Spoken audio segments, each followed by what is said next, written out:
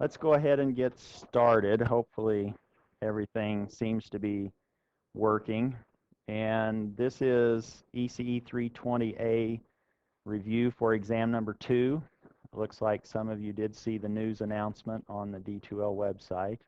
This was the most popular slot. More than about 3/4 of the people that answered said this time slot. So that's why we're doing it now, but we'll record it so that the others will have the benefit, hopefully, of what we cover.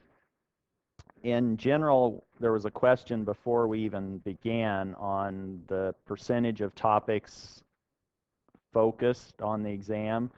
It will cover homeworks 3, 4, and 5, and I will try to be somewhat consistent with the coverage of those 3 pieces, meaning a third of the exam is going to be on power, a third will be Laplace, and a third will be the inverse Laplace transform.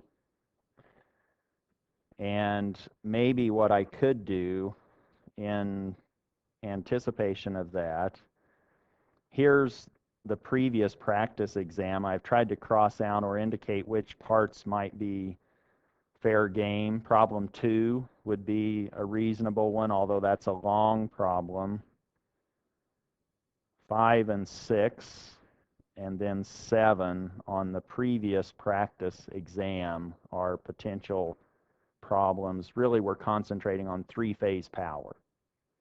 The other pieces of that previous practice exam, we're dealing with single-phase circuits. The other practice exam, exam number 2A, we haven't yet covered some of the material in terms of how to directly go into the S-domain equivalent circuit, so we won't worry about that, but you should be able to write differential equations that are governing the dynamic behavior of the different elements in the circuit. But problem 1 would be a particular problem, problem 3, problem 4, then problems 5 and 6 are initial value theorem and final value theorem. We haven't covered that explicitly, so don't worry about understanding that just yet. Obviously, these will all be on the final, but in this particular case, problem 7, we have talked about poles, but not in an official capacity yet, so we won't worry so much about 7. 8 is fair game. That's an equation of motion or the governing dynamics. 10 also, and I'm sorry, 9 also, and 10 maybe. Hopefully we know how capacitors and inductors behave when they're excited with the DC source. And once that happens, you open up your capacitors, you short circuit your inductors, you can find now essentially a circuit that's all resistors, and you can then find currents and voltages at the appropriate locations to identify your initial conditions on your currents and your initial conditions on your voltages for your capacitors. Does that make sense? And that's what 10 then is discussing. I have tried to create, and notice the key word here might be draft, and that's not the NFL draft, which that's all you see, I think, on the internet now. But this is a draft copy of the material that you could be responsible for. I did get a little bit more verbose on the 3-phase power, just so that you would be aware of what you know how to do. And the other pieces, for example, I might just say be able to Laplace transform a waveform. Well, there's all sorts of waveforms, but you need to be able to take those time domain expressions and put those into the frequency domain. Question? This should be on D2L right now, and it's at the bottom of the page, the content page right now under Exam 2 material. We have the Exam 2 practice exam without answers, the Exam 2 with answers, and then this follows that. And after this listing of topics, you will hopefully see in the next few hours maybe this particular discussion that we're having tonight or this afternoon, along with the notes that are captured from this. Other questions on the content of exam number 2? It's three-phase power, Laplace transforms, and inverse Laplace transforms. Relative to three-phase power, I find that if I simply sketch the diagram, a lot of times that helps me in terms of trying to understand what's going on or not happening in the circuit, what is being asked. And I want you to definitely know what the formulas are, or the generic formula VI star, where those are both phasor quantities. As long as those are per phase, you should be okay with finding the per phase complex power for a given system. And if it's balanced, then you know that you simply have to multiply that per phase power by 3 in order to obtain the total power.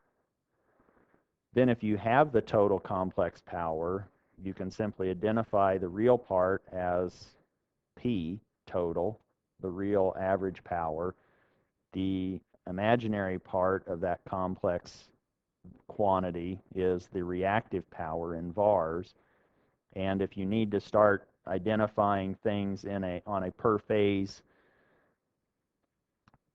in a per phase question, then you can simply divide those totals by 3 if things are balanced. And we have also talked about, and this is really where we essentially left off at the end of exam number 1, was this total power formula in terms of the line voltage and the line current. And those are simply numbers. Those aren't phasors. If you know the line voltage and you know the line current, and if you know the load impedance angle or the power factor, you can now determine the total real power or the total reactive power. And we derive that formula under the 2 different configurations, either a Y configuration or a delta configuration. And in both cases, the result ends up being the same. This square root of 3 V line I line times the power factor. That's why somebody can simply give you the magnitude of the line voltage and maybe the power factor, and maybe they give you the real total power consumed, and now you can find the line current, or at least the magnitude of the line current. If that's the case, there are all sorts of problems that you could be confronted with in terms of answering. For example, let's just say that here's example 1. Somebody might say, find the line current. If we have this 3-phase load, if it consumes, let's say, 20 kilowatts at a 0.9 lagging power factor,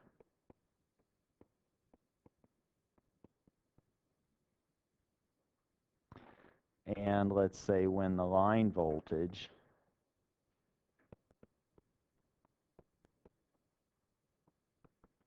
is some amount, let's just say 220 volts RMS,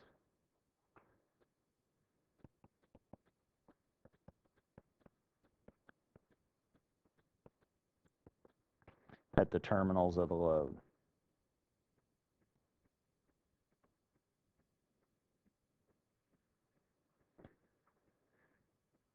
If you simply read that problem and go back to this formula for the total power, or the total real power, P sub t, the only unknown quantity in there is I sub L.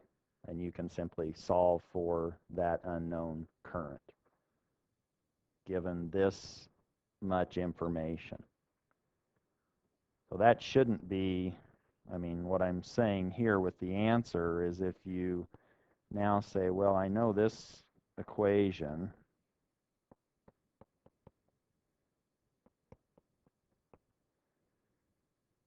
we have already given to us this, We were told that the three-phase load consumes 20 kilowatts.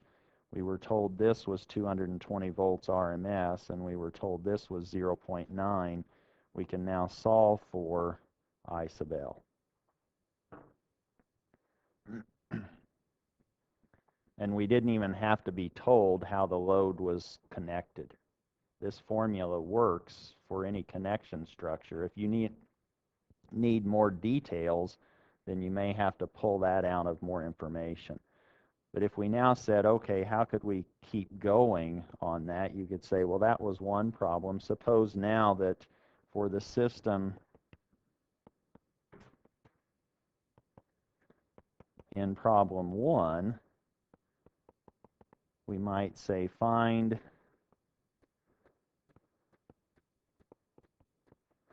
the complex power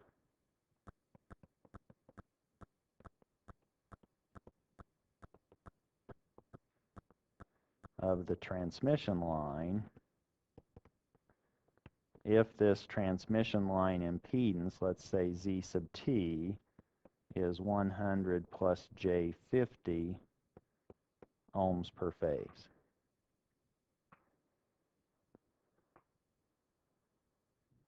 And this problem depends dramatically on the answer from 1. If you know the line current, now in terms of a picture, here's this Z sub t, and we have just computed based on, and here I'm simply guessing that, well, let's just assume that we had this Y-connected load. Here's the two different impedance, or three different impedances interconnected. Maybe this is C and maybe this is B. What you found in the very first problem was I sub L in terms of its magnitude. This second problem told us what this impedance was, and now we simply have to remember that, oh, if I want the power, complex power of something, that's just V times I of whatever that something is, which in this case, let's just say it's of the transmission line, as long as those were phasors, but we don't have the phasor current.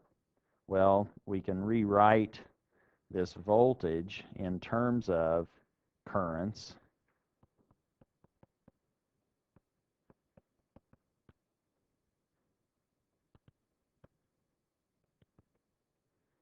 And now we can say, oh, well, I do have the magnitude of that current, and I can now square it, and now I know what the total complex power of the transmission line might have been given that particular impedance, Z sub t.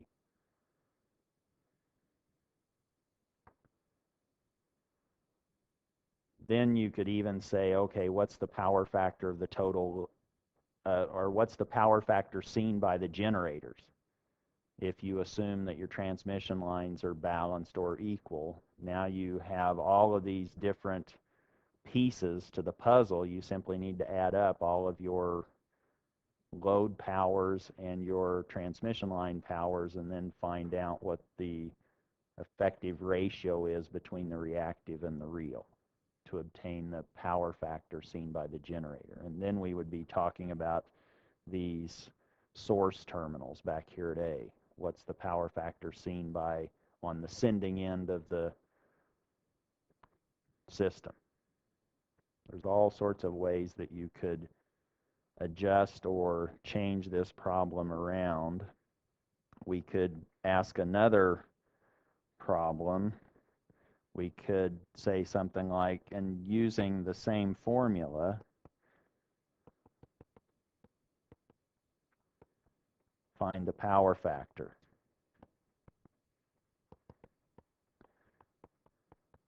And at this point, you should be able to write your own exam questions. What do you need? Well, if you're trying to find the power factor of the inductive load, you're going to need, if you look at this particular expression, you're going to maybe need the real power, the line voltage, the line current, and then you can solve for the power factor. And what I'm wanting you to start getting comfortable with is making those kinds of decisions or dealing with those kinds of questions, and what do you know and what do you need to find. You simply need to work on the load, whether it's balanced, and in this three-phase material, to move off of all of these similar type of questions, I will want you to be comfortable going back and forth between Y and delta, either with generators or with loads. And in the load case,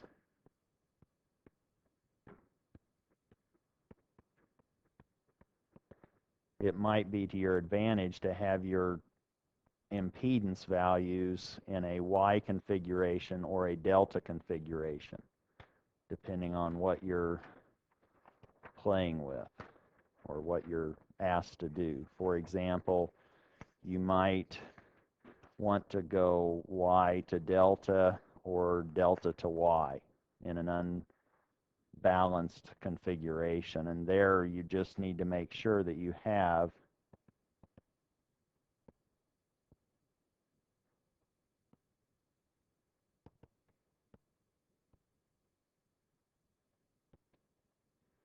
the formulas in mind. If I now wanted to know what's the impedance seen between terminals A and B in a really this Y configuration, I'm sorry, from the Y configuration, now you want the delta impedance, you need to know how to find that. So that here we have this pairwise product of impedances in the Y divided by this last impedance that's not touching the two terminals in question. So this is now this ZAB, ZB, I'm sorry, ZAN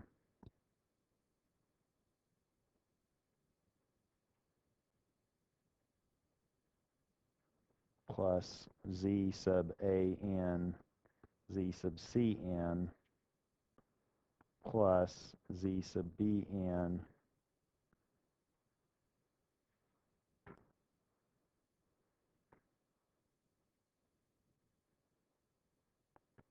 Z sub CN. And that might be helpful if now somebody said, oh, you had a delta connected source. If that's the case, now you are able to find this particular current I sub AB if there's no impedance in the line. And if the impedance in the line was really small, you could actually say, let me neglect the line impedance just to get a feel for what this I sub AB phase current for a delta connected load might look like. Questions on power? So now if you go the other way, if you are now, so the question was, what if we go from delta to Y? I think that's what the question was. What you now have is maybe you are given Z sub AB, where here's A, so this delta is going to look terrible, but you can use your more effective sketching abilities. So here's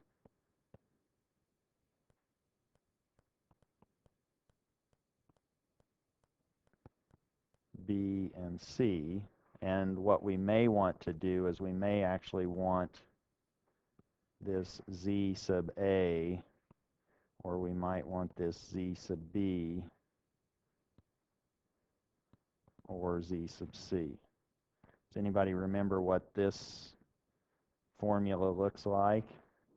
And you can have this on your cheat sheet. You're going to get one more sheet of notes, so you have now 2 sheets of notes for this exam. So now you look at these particular 2 that are touching. If we wanted to find Z sub A touches those 2, and we take those 2 and multiply them together.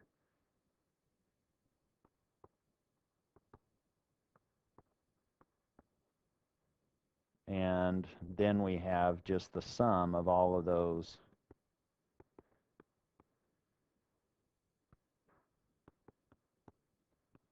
impedances in the denominator.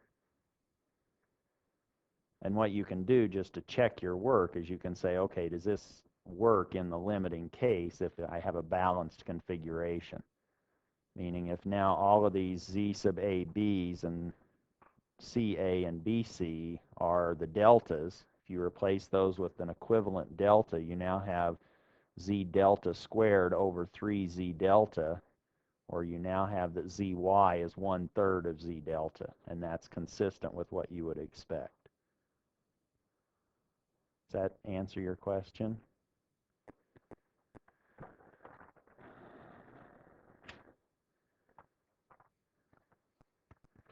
Now I'm trying to see what I did with all of my notes. Wow, I shuffled them. Oh, okay. So going somewhat linearly through this material, what are some other questions that I could ask with respect to the Laplace transform, although I maybe didn't get too wordy in the exam 2 topics? I like to ask this question: what is the structure? And I want you to understand what I mean by that. So what is the structure of, let's say, v of t, where v of t in one case might be governed by a differential equation, let's say 1/2 dv of t dt plus 4 v of t minus 5 cosine of 3t equals 0, and let's say that that differential equation is valid for non-negative time. And what I'm wanting is I'm looking for what does v of t look like in terms of exponential decay rates and sinusoidal oscillation frequencies or damped frequencies. I'm really asking you, can you Laplace transform this differential equation and then not necessarily find the partial fraction expansion coefficients, but can you identify what those would look like, the structure of those, and you could say A1 over S plus something, or a B2 over this, let's say, a damped sine or a damped cosine. And then I just want you to write your answer in terms of those unknowns, A's and B's. You don't have to necessarily solve for them. And then if you don't have this calculator, you don't have to worry. All you have to know is the structure. You know, if given enough time, you could find those particular values. In this case, what happens when we Laplace transform? Or what would you expect to be seeing? If I now Laplace transform this, I will go ahead and do it in all of its details. It may or may not be critical to include the initial condition, but I'm going to go ahead and include it. That's now my Laplace transform of that derivative term. Then I have plus 4 times the Laplace transform of little v of t.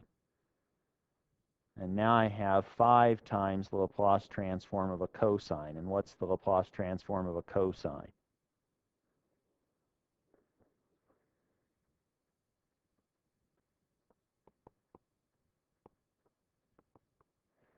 The cosine has that s upstairs, and then it has s squared plus omega squared, where that's the damped frequency omega, and omega in this case is 3. Question?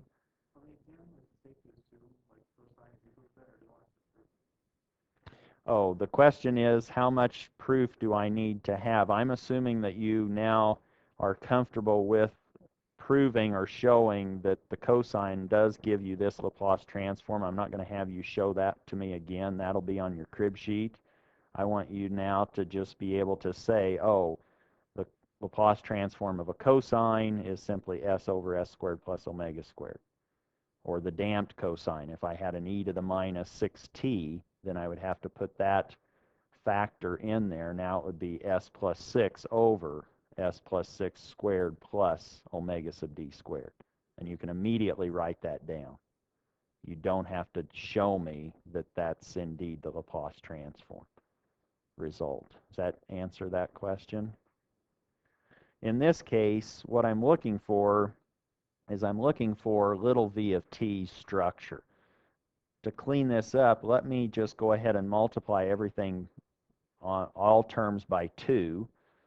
And now I end up with s v of s minus v of 0 minus. And let me go ahead and, oh no, let me not do that yet. Plus 8 v of s minus 10s over s squared plus 3 squared equals 0.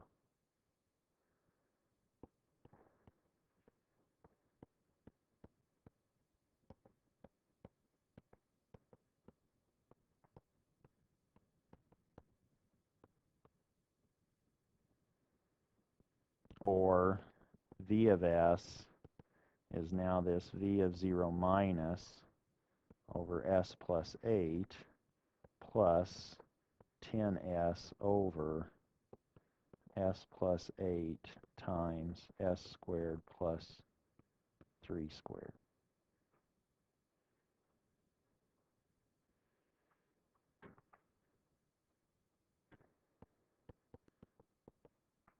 The v of t, this is the structure that I was looking for. Now I can say, oh, I really just need to concentrate on this. I'm looking for the denominator, basically the denominator pieces, and those are going to produce a certain time domain answer.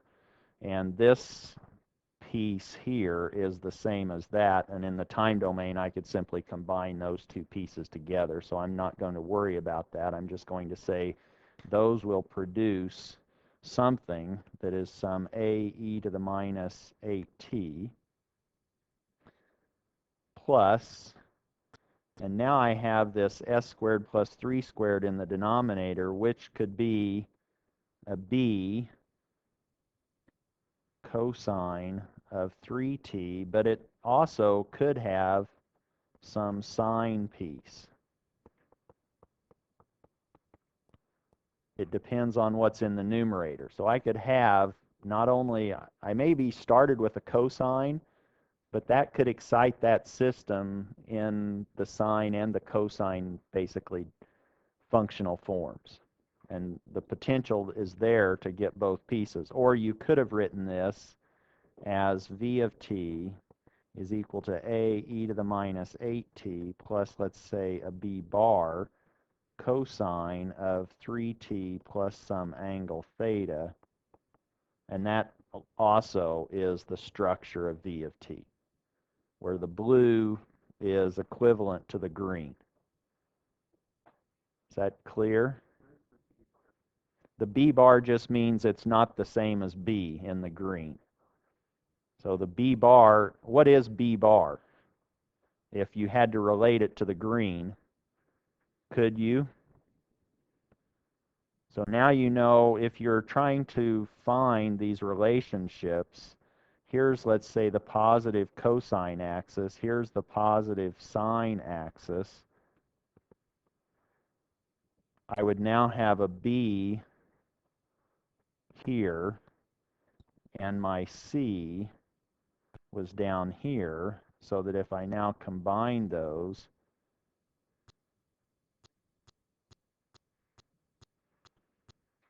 here's the angle. So in the cosine direction, my angle theta is actually negative. I have a negative angle, and this red length is the b bar. It's the hypotenuse of those two, associated with those two sides. And theta is the inverse cosine of this minus number, which is c over b.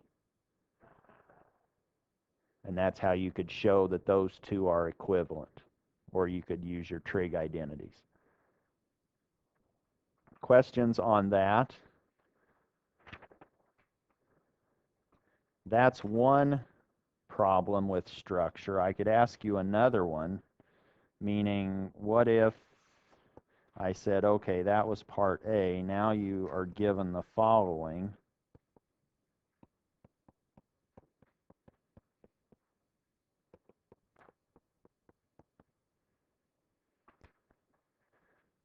What's going to happen now? Can you see the difference or distinction between A and B? What's different here is now instead of the cosine driving function, I now have a constant driving function, which if I Laplace transform this, everything would be the same other than this piece, which now if I Laplace transform a constant, what do I have? I have a scaled 1 over s, don't I? In this case, the scaling was 4 or minus 4, and it gives me that minus 4, which if you go through the expansion, you should end up with v of s equaling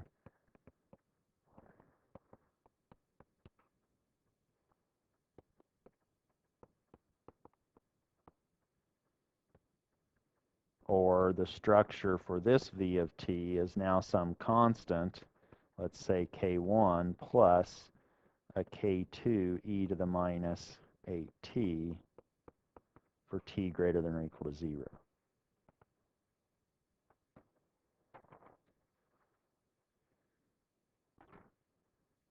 Is that okay? So that's just the structure of a differential equation. Can you Laplace transform a differential equation? I could ask that a different way. I could say find v naught of t for t greater than or equal to 0, and I could give you a circuit. I could say, well, here's an 8-volt source. Here's, let's say, a 6K ohm and a 2K ohm resistor. And those are initially in parallel with some capacitor that's maybe 125 nanofarads. And I'm actually wanting this to move at time 0, and it will move over to where it'll put that capacitor in combination with an inductor and this resistor, and there's my V naught of t.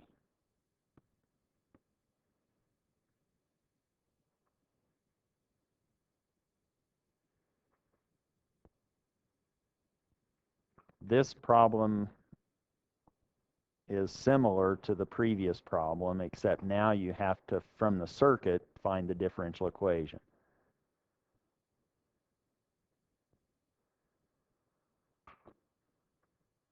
And the very first step is to find, in this case, let's say step A would be to find the initial conditions on your caps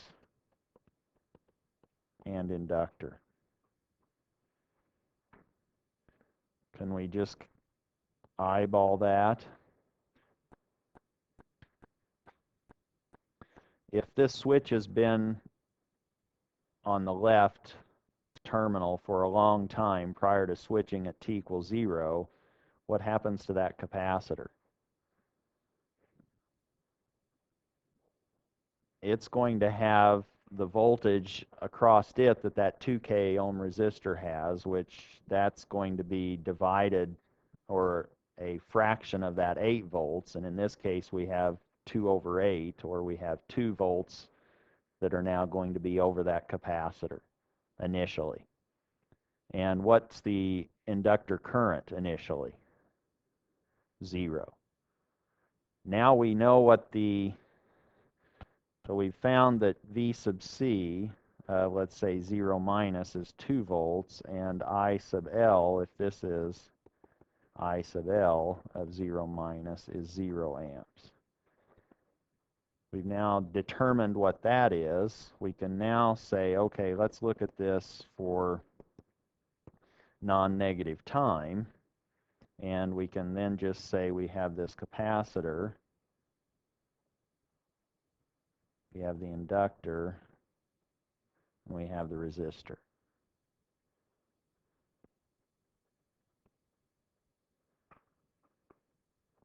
And I'm hoping you can find the differential equation that governs that particular circuit. And you could write that in terms of V naught, or what would you be expecting in terms of, if now somebody said, okay, what's V naught going to look like? What are the possibilities for V naught? Or how complicated, how many terms might V naught possess? Or if we simply found V naught of S in terms of initial conditions, what would you expect this denominator to look like?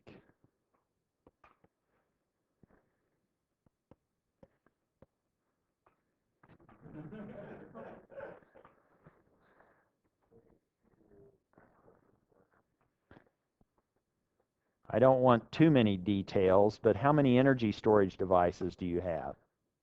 2. So you would expect a second order. And how many different ways can a second order behave? Well, it could be 2 real, or it could be 1 complex. So you could have exponentially damped sines and cosines. You could have a cosine or sine, depending on the particular choice of R, L, and C. With the R, you're going to have something that's damped. You're going to have some decaying exponential present. That resistor is going to pull out energy in that system after starting with some initial value. To find these equations that govern, you can simply say, well, all I really have to do is worry about KCL at that top node, where I have now I sub C, I have I sub L, and I have I sub R.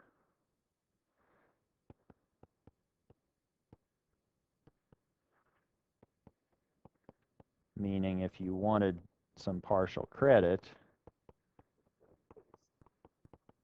that would get you the 1 point out of 50, right?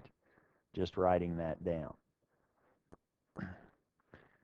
And then you simply need to know Eli the Iceman to try to relate these capacitor and inductor currents to the voltages in question. Meaning, what's I sub C?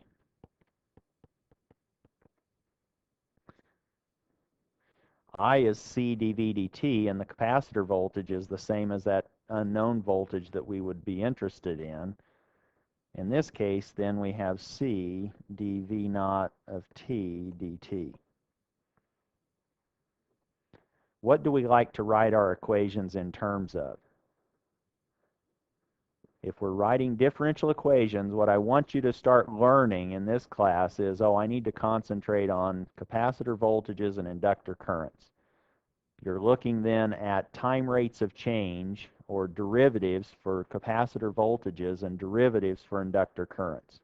That's what you should be finding, equations that contain those pieces.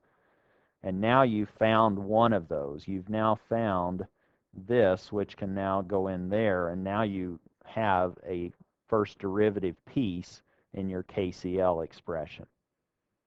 If you now simply say, well, I'm writing my equations in terms of I sub L's and V sub C's, you could simply write that I sub L as itself, I sub L of t. And what is I sub R? In terms of the capacitor voltage or inductor current, this is V naught over T. And now we have one of the equations that we would want. We have this C dV naught of T dt plus I sub L of T plus V naught of T over R is equal to 0. And probably what you're wanting to do is maybe get a integral differential equation, you can now say, what's Eli tell us?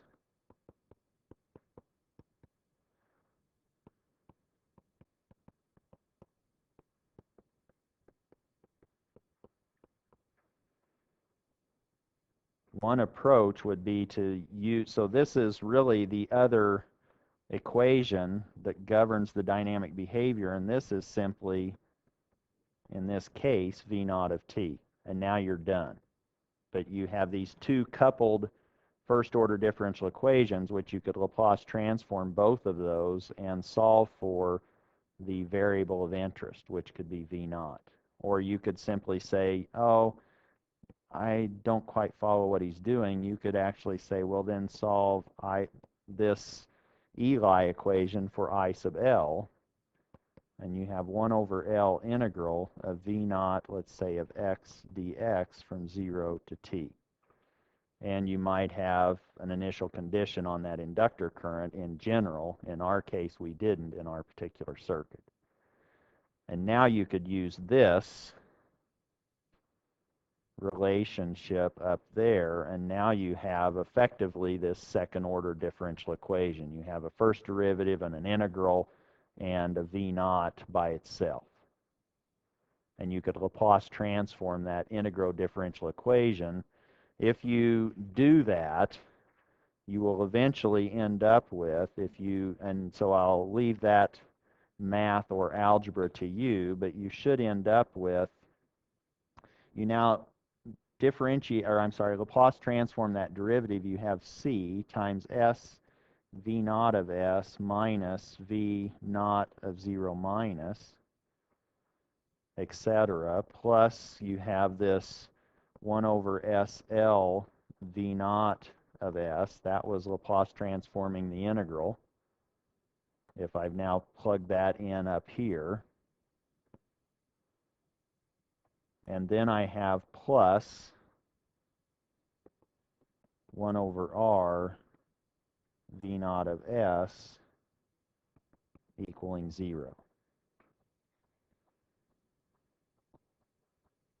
Hopefully now you see that, oh, you're going to end up with some v naught of s equation or expression, and if you plug in all of the numbers, you will actually end up with 2s over s squared plus, well, not all of the numbers. Let me just say you simplify it in terms of your unknown parameter values. You should find that you end up with something like that.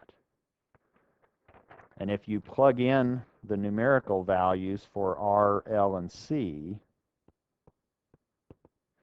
you will have 2s over s squared plus 20,000 s plus 64 times 10 to the 6th. And you can probably immediately factor that. Well, you better be able to use a quadratic formula. That's what you should be able to do. And then if the quadratic formula gives you real roots, you know how to treat those. If it gives you imaginary or complex roots, you know how to treat those. In this case, this particular quadratic factors into two real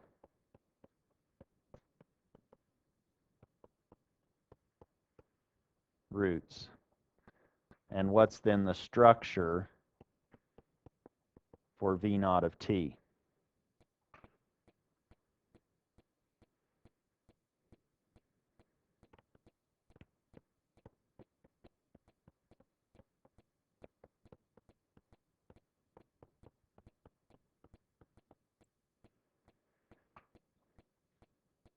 What's the dominant pole in that case?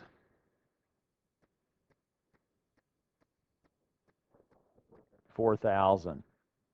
That's your slowest time constant, which is 1 over 4,000. That's pretty fast, but that's what you're dealing with. So 5 of those, 5 over 4,000 is now how long you would have to wait for your transient to be gone. Happens pretty quick. And that's what you'll find in a lot of your circuits that you're working with or playing with. These transients happen rather quickly.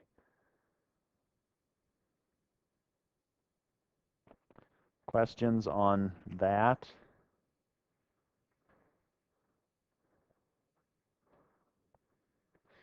What if you go back to one of these earlier problems, I think this is exam number 2A, practice exam number 2A, and I ask you to Laplace transform v double prime of t plus 4v of t equaling e to the minus t minus 1 u of t minus 3, and I'm assuming that v of 0 minus was 1 volt and v prime of 0 minus was minus 1 volt per second. And I'm now wanting you to analyze this for t greater than or equal to 0.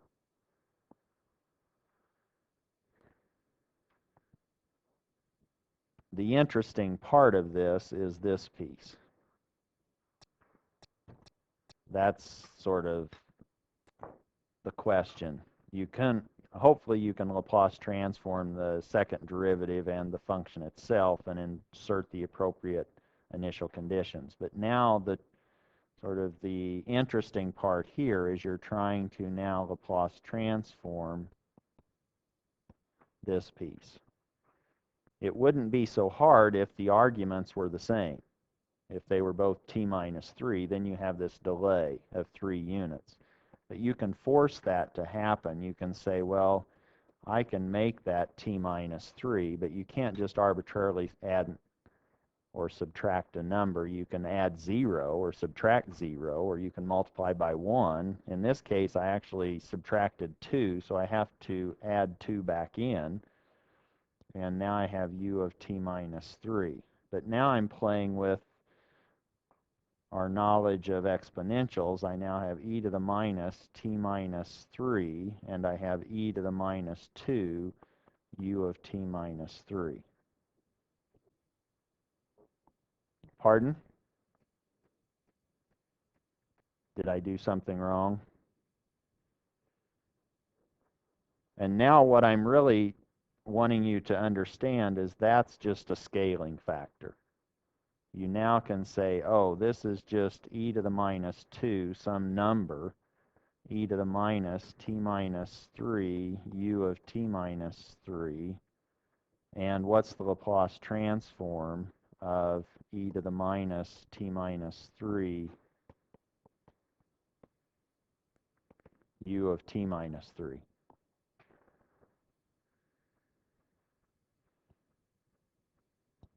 Or what's the Laplace transform of e to the minus t? It's 1 over s plus 1, isn't it? Now what have we done differently? So if I had to say, oh, this is now, what's the Laplace transform of e to the minus t u of t? You would say, oh, that's just this. What have we done differently up above in the green? We now have done a time shift, a delay of 3. And what does that do in the Laplace? That's this weighting by this complex exponential. We now have this 1 over s plus 1 weighted by e to the minus, whatever our delay was, 3 times s. Which, if you plugged it into the original problem, you would need to scale that by e to the minus 2 also. Question? Is it e to the negative 2 circle? I don't know. The question was, is e to the minus 2 supposed to be e to the plus 2? I think what I'm trying to keep track of is that minus sign right there. Meaning I've combined these two to obtain my minus 3, and then I'm left with that 2 inside, but if I account for that minus sign in front, then I get the e to the minus 2. Is that okay?